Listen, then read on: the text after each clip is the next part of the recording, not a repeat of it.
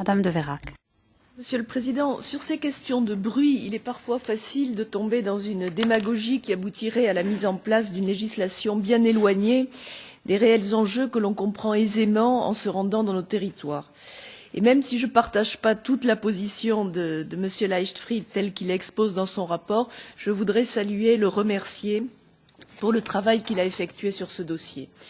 J'avais déjà dit précédemment que je ne pouvais pas soutenir l'article 10 sur le droit de regard tel qu'il était proposé par la Commission, et les dispositions proposées à cet égard par notre collègue dans son projet de rapport me semblent être un bon compromis.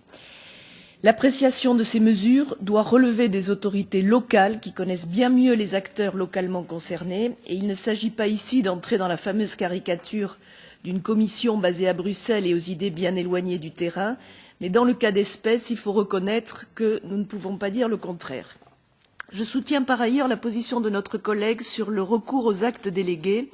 Là encore, il est nécessaire que les décisions soient prises en concertation avec l'ensemble des acteurs ou leurs représentants. D'ailleurs, l'introduction de dispositions transitoires relatives aux mesures de restriction déjà adoptées montre bien qu'on est sur la même ligne que le rapporteur.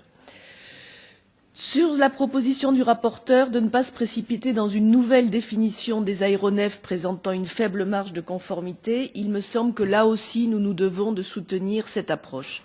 Je voudrais aborder un dernier point, mais sur lequel je ne peux pas soutenir l'approche du rapporteur, c'est celui qui introduit la notion de la santé des riverains, et je pense que nous risquons de tomber dans l'introduction d'un critère non quantifiable, puisqu'il est bien difficile d'identifier les liens de cause à effet entre bruit et santé de tel ou tel riverain.